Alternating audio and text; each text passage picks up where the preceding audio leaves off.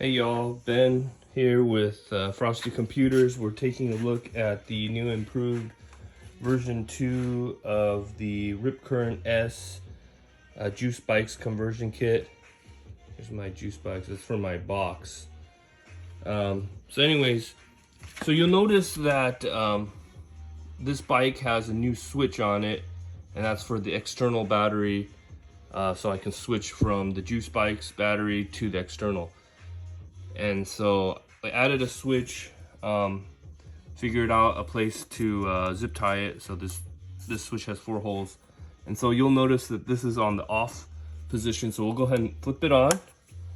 And then we've already connected to the XT60 here. And then we'll go ahead and turn on our LCD. And it looks like we have 51 volts. So this battery right here, this is a Samsung 52 volt, 30 amp hour triangle battery. And we just have it set up with the external on that switch. And so this is like a battery kill switch. So see, I have the LCD. I'm gonna go ahead and flip it, and that'll kill it.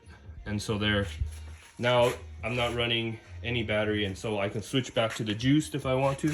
We'll just press the power button here, and then we'll go ahead and press the LCD on.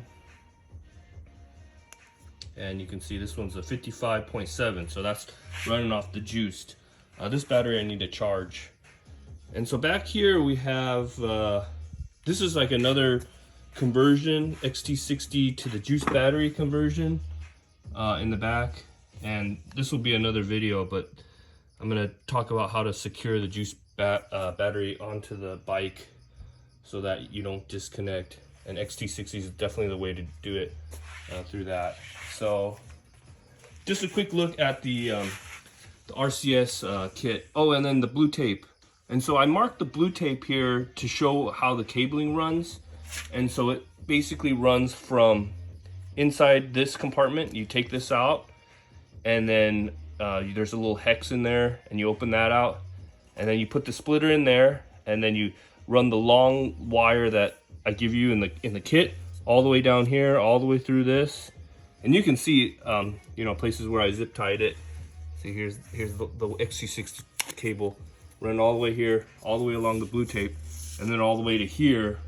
And then this is where the switch is. And so the way the switch is set up, I'm gonna have it disassembled because I think it's easier to run the cable that way. And then you can see the back. It's just some screws in there. And then, so I'll disassemble it, but everything will be soldered and the lengths will be all measured perfectly all the way to the rear rack. So all you have to do is connect your XT60 battery. I've seen like 52, 60 amp hour batteries. I mean, you can go super extended range, you know? So that's all about the range. You wanna go on those extended rides. And with not a care in the world, no range anxiety. So anyways, so yeah, we can switch back. Basically, I just turn that off, and I want to switch this on. So switch that on, turn this on, and then back onto my external battery here with 51 volts. I definitely need to charge.